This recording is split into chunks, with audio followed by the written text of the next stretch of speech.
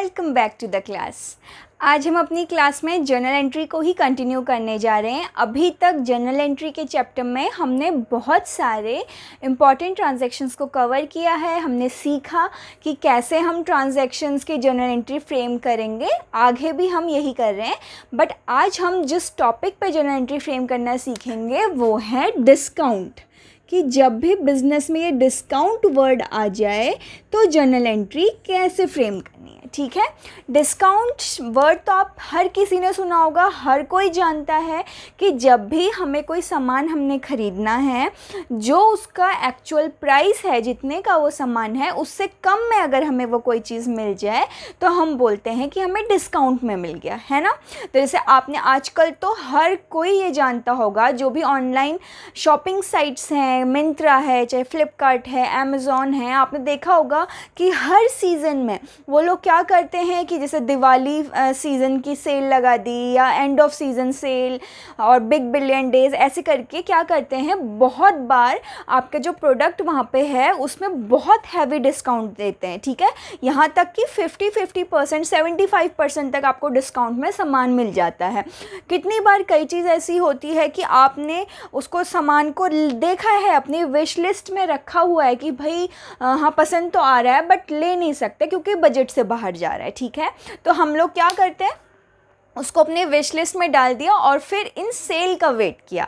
ठीक है, जैसे दिवाली में सेल आ गई, एंड ऑफ सीज़न सेल आ गई, तो ये सेल में वो क्या होता है, उस प्रोडक्ट में 50% 75% आपको डिस्काउंट मिल रहा है, तो आप इजीली क्या कर रहे हो, उसको अपने बजट के अंदर अंदर परचेज़ कर ले रहे हो। ठीक है, तो ये ही जब भी ओरिजिनल प्राइस पे आपको उससे कम में सामान मिल जाए तो वो कहलाता है डिस्काउंट। ठीक है, तो अब डिस्काउंट देते क्यों हैं, अगर बिज़नेस क्यों ऐसे कर रहा है, जिनका बिज़नेस है वो लोग इतने कम प्राइस में बेच क्यों रहे हैं अपना सामान, क्यों अपने को नुकसान पहुंचाएंगे। ठीक है, तो देखो लॉस तो कभी भी बिज़नेस को नहीं होता। ठीक है, वो लोग पागल थोड़ी हैं कि भाई इतने कम में सामान बेच देंगे। और बिज़नेस का मोटिव क्या होता है, प्रॉफिट कमाना। अगर उनको प्रॉफिट नहीं हो रहा है तो ऐसा काम क्यों करेंगे। ठीक है, तो देखने में लग रहा है कि भाई इतने का सामान, अगर 100 रुपये का सामान वो 20 रुपये में दे रहे हैं, तो हमें लग रहा है कि अरे यार ऐसे कैसे, है ना।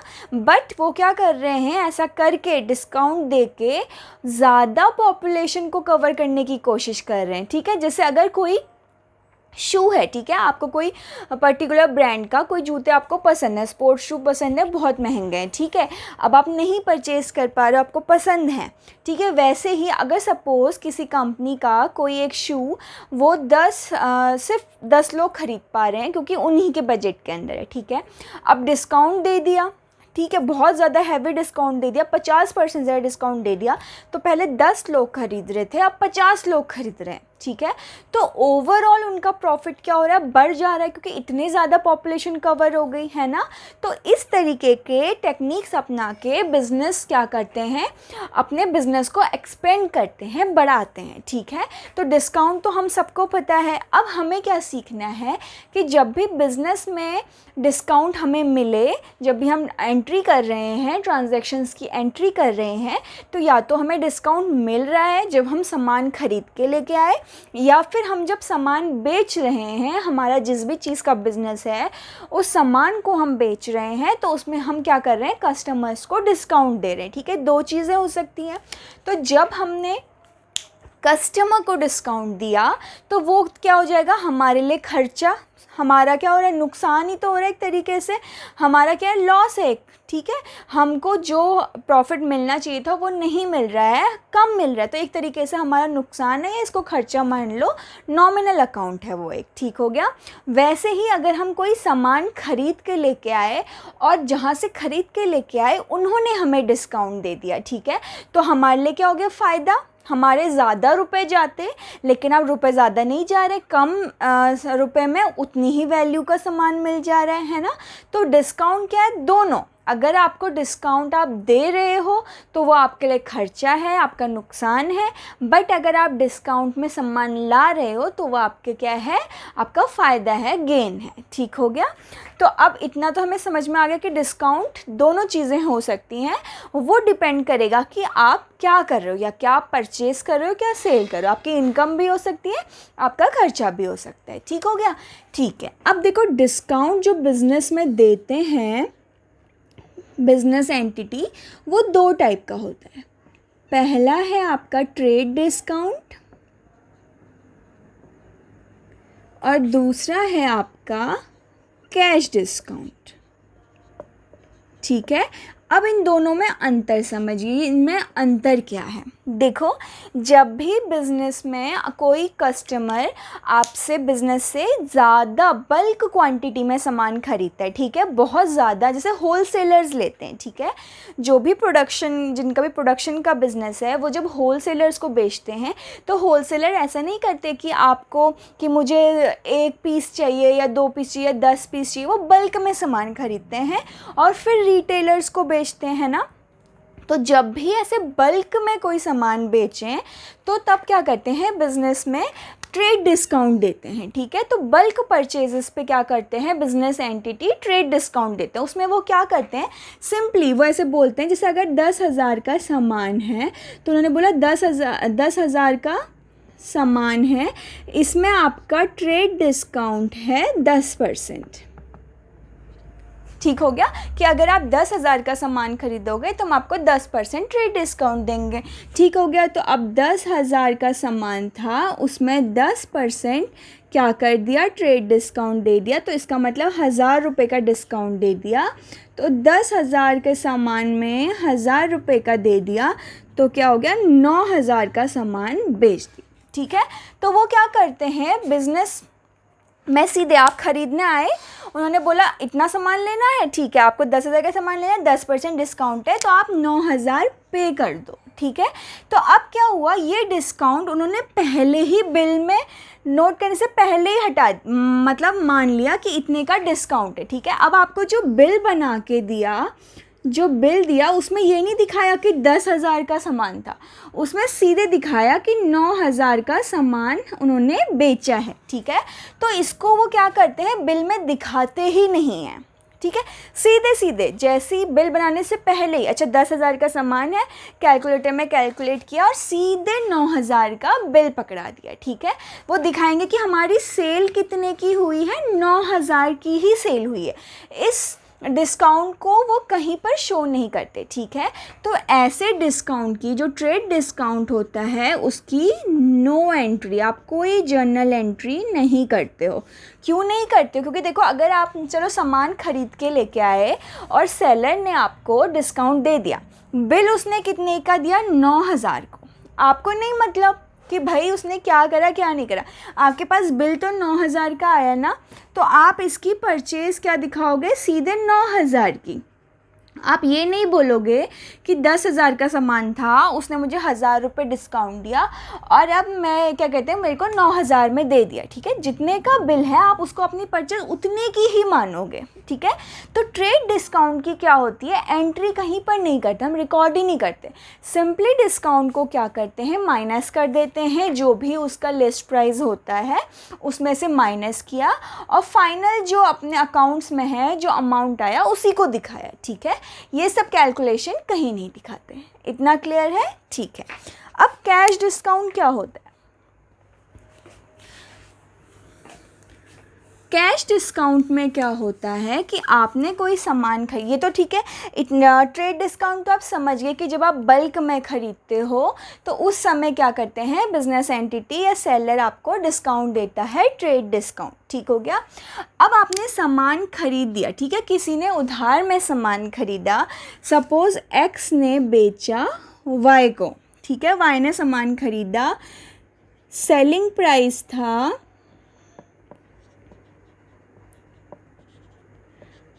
500 रुपये। ठीक है, 500 रुपये का सामान खरीदा, वाई अभी पेमेंट नहीं कर रहा है। ठीक है, कैश पेमेंट नहीं कर रहा है, उधारी में सामान खरीद रहा है और बाद में देगा। ठीक है, तो कैश डिस्काउंट का सबसे पहला पॉइंट है कि कैश डिस्काउंट कब दिया जाता है, जब आप उधारी में परचेज़ करो और बाद में पेमेंट करो।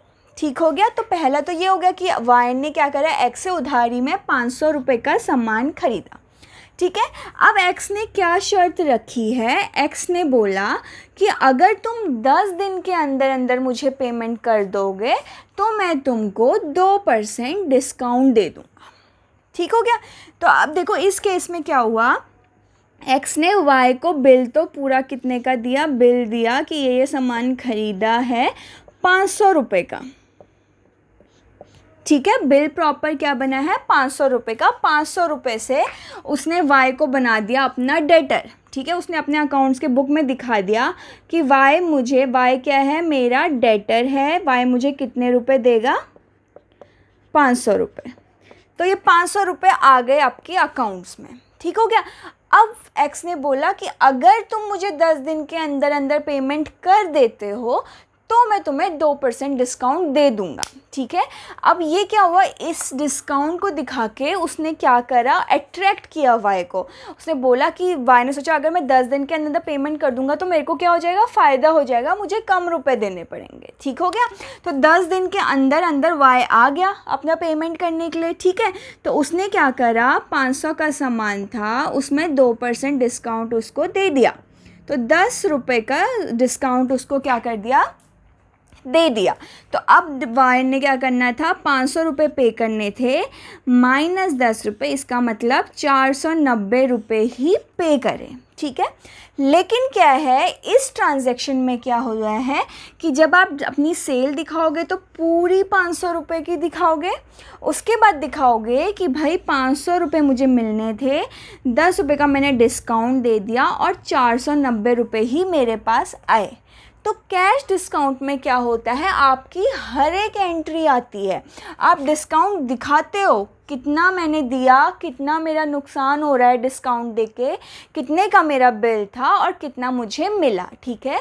तो कैश डिस्काउंट की हर एक एंट्री में आप शो करोगे। लेकिन ट्रेड डिस्काउंट में क्या करते हो, आप कुछ नहीं, आप सेल करने से पहले ही, बिल बनाने से पहले ही डिस्काउंट को माइनस कर देते हो, बोल देते हो कि भाई हाँ इतने का सामान था, इतने में बेचा। तो इसमें क्या होता है, बिल सीधे सीधे 490 का आप बना देते हो। ठीक है।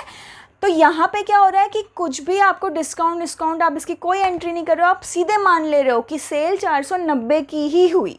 लेकिन कैश डिस्काउंट में क्या होता है, आपने बिल बनाया पूरे अमाउंट का, उसके बाद डिस्काउंट दिया। ठीक है।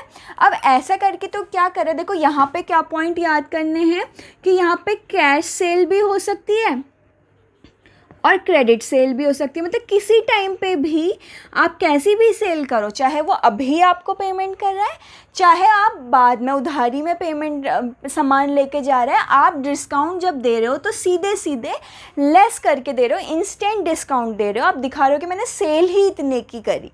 ठीक हो गया। तो पहला तो ये है कि आप उसी समय डिस्काउंट दे देते हो। ठीक है। दूसरा ये क्या होता है, बल्क परचेज़ में मोस्टली यूज़ होता है। किस में होता है, बल्क सेल और परचेज़ में। ठीक है। ताकि आपका क्या हो, ज़्यादा से ज़्यादा सामान खरीदें लोग और आपको क्या, आपका जो है स्टॉक जल्दी क्लियर हो जाए। ठीक है। तो इस समय ये ट्रेड डिस्काउंट देते हैं बिजनेस एंटिटी। अब कैश डिस्काउंट में क्या अंतर है, कैश डिस्काउंट आपको क्या दे रहे हैं, पहला पॉइंट, जब आप क्रेडिट सेल कर रहे हो, उधारी में सेल कर रहे हो तभी दे रहे हो। ठीक है। उधारी में सेल करी और ताकि लोग, जो कस्टमर्स जो उधारी में सामान ले जा रहे हैं आपसे, वो जल्दी जल्दी आपको पेमेंट करें, इसलिए आपने स्कीम निकाली कि भाई 10 दिन के अंदर कर दोगे तो 2%, अगर फिर 15 दिन में करोगे तो 1.5% डिस्काउंट मिलेगा, 20 दिन के बाद करोगे तो पूरा पे करना पड़ेगा। ठीक है। तो इस तरीके की टेक्निक अपना के आप क्या करते हो, अपना पैसा जल्दी निकलवाते हो कस्टमर से जो उधारी में ले जाते हैं। ठीक है। तो ऐसे केस में क्या होता है, बिल तो आपका पूरा का पूरा आपने दिया है। ठीक है। अगर उन्होंने 10 दिन के अंदर पेमेंट नहीं करी या 15 दिन के अंदर पेमेंट नहीं करी तो आप कहोगे कि भाई पूरे 500 रुपये दो, ये स्कीम तो मैं तभी दूंगा जब आप मेरे को जल्दी पेमेंट करोगे। तो ये कस्टमर्स को जल्दी पेमेंट के लिए उकसाने के लिए आप क्या करते हो, कैश डिस्काउंट देते हो। इसकी एंट्रीज़ आप दिखाते हो प्रॉपर, क्योंकि बिल आप पूरे अमाउंट का बनाओगे, फिर अगर कोई जल्दी पेमेंट कर दे रहा है तब उसको डिस्काउंट दोगे, हर किसी को नहीं दे रहे हो आप, जो जल्दी पेमेंट कर रहा है उसी को दे रहे हो, ठीक है। तो एक तो एक क्रेडिट सेल के टाइम पे, उधारी के टाइम पे आप ये स्कीम यूज़ होती है कैश डिस्काउंट वाली। और दूसरा आपकी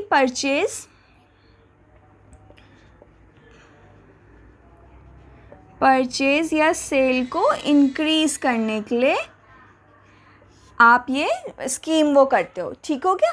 तो इसमें और इसमें डिफरेंस समझ में आ गया। ट्रेड डिस्काउंट में आप स्टार्टिंग में ही दे देते हो, इसकी कोई एंट्री नहीं होती बुक्स में, लेकिन कैश डिस्काउंट आप कब देते हो, जब आप क्रेडिट में सेल करो और कस्टमर्स को अट्रैक्ट करने के लिए, ताकि वो क्या करें, जल्दी से पेमेंट कर दें, ठीक हो गया। तो ये आपको दोनों पॉइंट्स क्लियर हैं। अब हम करेंगे इसकी जर्नल एंट्री, ठीक हो गया। इसको नोट कर लीजिए, हम आगे बढ़ते हैं जर्नल एंट्री की तरफ।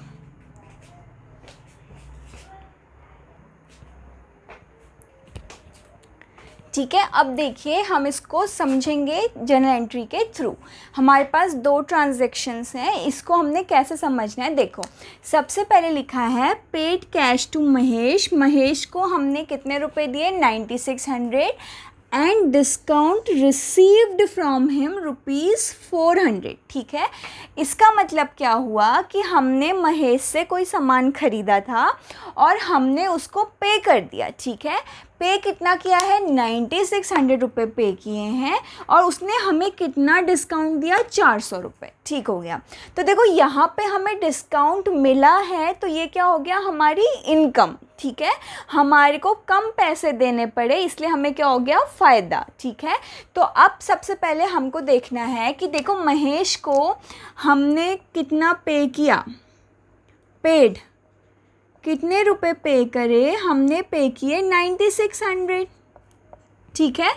और उसने हमें कितना डिस्काउंट दिया है, 400 रुपये का, ठीक हो गया। तो इसका मतलब क्या हुआ, अगर उसने हमें 400 रुपये का डिस्काउंट दिया है, इसका मतलब 400 रुपये हमें कम पे करने पड़े उसको। इसका मतलब कि 10,000 का हमारा क्या रहा होगा, सामान, ठीक है। जब 10,000 का हमारा सामान था, हमने उसको कितना पे करना था, अमाउंट टू बी पेड, कितने रुपए देने थे हमने उसको, 10,000 रुपये देने थे। लेकिन उसने हमसे बोला कि भाई 400 रुपये, चलो तुम डिस्काउंट मान लो कि मैं तुम्हें 400 रुपये का डिस्काउंट दे दे रहा हूँ। तो हमने कितने पे किए, खाली 9600 पे करे, ठीक हो गया। तो इतना तो हमें पता है कि जब हमने अपने बुक्स में रिकॉर्ड करा होगा, तो महेश को कितने से रिकॉर्ड करा होगा, 10,000 रुपये से, ठीक हो गया, कि हमने इसको 10,000 रुपये देने, ठीक है। चलो अब हम इसकी बनाएंगे जर्नल एंट्री। सबसे पहले हमने बोला paid to cash to Mahesh 9600। Mahesh हमसे क्या कर रहा है, कैश रिसीव कर रहा है। तो जो रिसीवर होता है पर्सनल अकाउंट में, उसको हम क्या करते हैं, डेबिट। तो हमने कर दिया Mahesh account debit, Mahesh account debit, ठीक हो गया, जो वो हमसे रिसीव कर रहा है, ठीक हो गया। अभी हम अमाउंट देखेंगे, ठीक है। हमने उसको क्या पे करा, हमने उसको पे करा टू कैश, ठीक है। हमारी ये आ गए 2 अकाउंट, ठीक है। इसको ध्यान से देखना। देखो, जब हमने महेश को सामान बेचा होगा, ठीक है, सपोज़ एक एंट्री इससे पहले भी कर देते हैं, इसको कर देते हैं फर्स्ट और सेकंड, ठीक है। सोल्ड गुड्स टू, परचेज्ड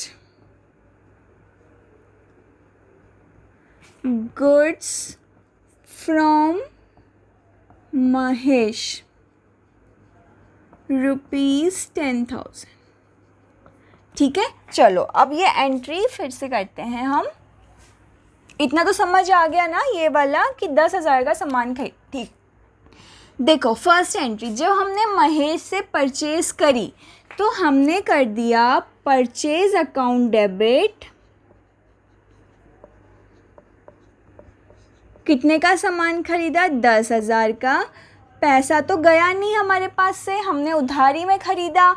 हमारे गिवर कौन है? महेश हमारा गिवर है, तो हमने कर दिया टू महेश। ठीक हो गया। 10,000 रुपये से हमने लिख दिया कि गुड्स परचेज्ड इन क्रेडिट।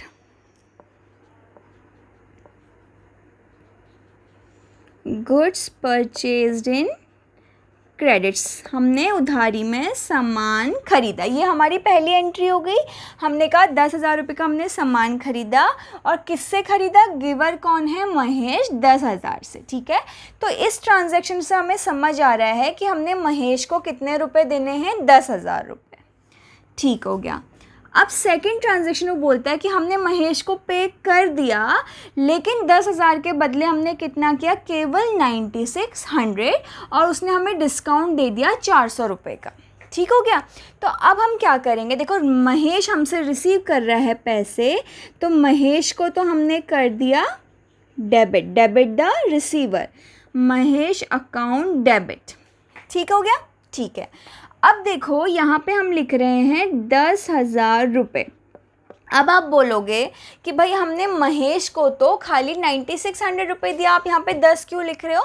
तो आगे बढ़ते हैं, फिर समझाती हूँ। ठीक है, चलो, महेश को अभी हमने कर दिया 10,000 से, हमने उसको क्या पे किया? कैश। कैश हमारे पास से जा रही है हमारी प्रॉपर्टी, कितनी जा रही है? केवल 9600। ठीक है, तो देखो डेबिट क्रेडिट तो इक्वल हुआ ही नहीं है ना। यहाँ पे ऊपर आगे 10,000 रुपये कि हमने उसको दे दिए, हम ये दिखा रहे हैं, और यहाँ पे हम दिखा रहे हैं केवल 9600। ठीक है, तो देखो जर्नल एंट्री में क्या होता है, ज़रूरी नहीं कि आप सिर्फ 2 लिखोगे, सिर्फ एक बार डेबिट और एक बार क्रेडिट, तो आपकी जर्नल एंट्री कंप्लीट हो गई। कभी कभी डेबिट साइड भी बहुत सारे अकाउंट्स आ सकते हैं, और क्रेडिट साइड भी बहुत सारे अकाउंट आ सकते हैं। बस हमें ये देखना होता है कि टोटल डेबिट साइड जितने अकाउंट आए और क्रेडिट साइड जितने अकाउंट आए वो क्या है, उनका सम आपका इक्वल है। ठीक है, इसका मतलब देखो डेबिट साइड तो 10,000 है, क्रेडिट 9600, मतलब 400 रुपये शॉर्ट हो रहा है क्रेडिट साइड। ठीक है, तो ये 400 रुपये क्या है? ये 400 रुपये है आपका डिस्काउंट। अब देखो डिस्काउंट हम क्रेडिट साइड लिखेंगे टू डिस्काउंट रिसीव्ड, कितना? 400 रुपये। ठीक है, तो देखो डेबिट क्रेडिट दोनों हो गया इक्वल, इसका मतलब जर्नल एंट्री हो गई सही। ठीक है, अब हमने 400 रुपये यहाँ पे लिखा क्यों? ठीक है, देखो जब हमने उसको 10,000 पे करने थे, लेकिन किए केवल 9600, इसका मतलब 400 रुपये कम किए, तो हमें फ़ायदा हो गया है ना। ज़्यादा रुपए जाते लेकिन नहीं गए, कम गए, तो हमारा फ़ायदा है। फ़ायदा हमें होता है तो वो क्या होता है? एक नॉमिनल अकाउंट, कि हमें वो बता रहा है कि किस वजह से फ़ायदा हुआ, क्योंकि उसने हमें डिस्काउंट दे दिया। और नॉमिनल अकाउंट का रूल क्या कहता है कि फ़ायदों को करो क्रेडिट और नुकसान और ख़र्चों को करो डेबिट। इसलिए हमने जो हमें डिस्काउंट रिसीव हमें मिला, जिसकी वजह से हमें फ़ायदा हुआ, हमारे कम पैसे खर्च हुए, वो हमने लिख दिया क्रेडिट साइड में। ठीक है, तो देखो 9600 रुपये पैसा गया हमारा, 9600 का 400 रुपये की हमारी हो गया हमें फ़ायदा, टोटल हो गया 10,000 रुपये। ये डेबिट क्रेडिट इक्वल हो गया। तो ये क्रेडिट साइड तो चलो क्लियर है कि हमारा कैश जितना गया था हमने उतना ही लिखा, जितना हमें फ़ायदा हुआ था हमें उतना ही लिखा। अब हमने महेश को 10,000 से क्यों डेबिट किया भाई? महेश तो हमसे केवल 9600 रुपये ही ले गया है ना। तो देखो महेश को हमने इसलिए डेबिट किया, महेश हमारी अकाउंट्स में, हमारे रजिस्टर में महेश कितने से क्रेडिट था? 10,000 से। ठीक है, इसका मतलब ये था, अगर हम इस एंट्री को देखते तो हम कहते कि महेश को हमने फ्यूचर में कितने रुपए देने हैं? 10,000 रुपये देने हैं। ठीक है, अब महेश ने हमें डिस्काउंट दे दिया, तो महेश ने हमसे बोला कि 9600 दे दिया, अब ख़त्म, अब आपने हमें कुछ नहीं देना है। यहाँ पर अगर हम खाली 9600 लिखेंगे महेश को, तो इसका मतलब क्या हो जाएगा कि फ्यूचर में 10,000 रुपये। इन एंट्रीज़ को अगर हम देखेंगे, फ्यूचर में अपने अकाउंट्स को देखेंगे, तो हम ये समझेंगे, हमें तो भूल जाएंगे कि क्या हुआ था, क्या डिस्काउंट दिया था। हम ये समझ लेंगे कि 10,000 रुपये देने थे महेश के और 9600 दे दिए, इसका मतलब 400 रुपये अभी भी देने हैं, फ्यूचर में और देने हैं। लेकिन क्या देने हैं? नहीं, क्योंकि हमें डिस्काउंट मिल गया है, हमें फ़ायदा हो गया है। इसलिए हमने क्या करा, जितना उसका पैसा था, जितना देना था, वो पूरा एक बार क्रेडिट हुआ, एक बार डेबिट हुआ, तो वो पूरा का पूरा ख़त्म कर दिया। अब उसने हमें कुछ भी नहीं देना है, सॉरी, हमने उसे कुछ भी नहीं देना है, ठीक है। इसलिए महेश के अकाउंट को हम पूरे अमाउंट से क्लोज़ करेंगे और उसके अगेंस्ट क्या क्या हुआ, 10,000 रुपये जो देने थे वो लिखे, उसके अगेंस्ट 9600 दे दिए और 400 रुपये का उसने हमें डिस्काउंट दे दिया, तो ये एंट्री हो गई कंप्लीट, ठीक है। इसलिए यहाँ पे हम क्या कर रहे हैं, 10,000 रुपये पूरे लिख रहे हैं उसके अकाउंट को क्लोज़ करने के लिए, ठीक है। अकाउंट्स में हमेशा अगर डेबिट और क्रेडिट, एक बार आपने उतने ही अमाउंट से डेबिट किया, उतने ही अमाउंट से क्रेडिट किया, तो अकाउंट हो जाता है ख़त्म। इसका मतलब कोई एंट्री नहीं हुई, मतलब क्लियर हो गया, ठीक है। ऐसा नहीं करोगे आपकी इसको कट, अगर आपने कोई जर्नल एंट्री गलत भी कर दी है तो उसको सही करने के लिए, अभी हम जो रेक्टिफिकेशन वाला चैप्टर पढ़ेंगे, तो हम क्या करते हैं, अगर आपने गलत डेबिट कर दिया है तो उतने ही अमाउंट से उसको क्रेडिट कर दो, तो उसका मतलब हो गया कि जर्नल एंट्री सही हो गई। हम कभी भी कटिंग नहीं करते हैं कि ये गलत लिख दिया, ओवर राइटिंग नहीं करते अकाउंट्स में, ठीक है। हमेशा उस ट्रांजैक्शन को क्या करेंगे, रिवर्स करेंगे उस एंट्री को, वो आगे सीखेंगे, ठीक है। तो इतना क्लियर है। हम डिस्काउंट की कैसे करेंगे एंट्री, तो यहाँ पे जब हमें डिस्काउंट मिला तो वो हमारी इनकम थी, तो हमने कर दिया क्रेडिट, ठीक हो गया। ये क्लियर है, इसको नोट कर दीजिए। नेक्स्ट एंट्री करते हैं।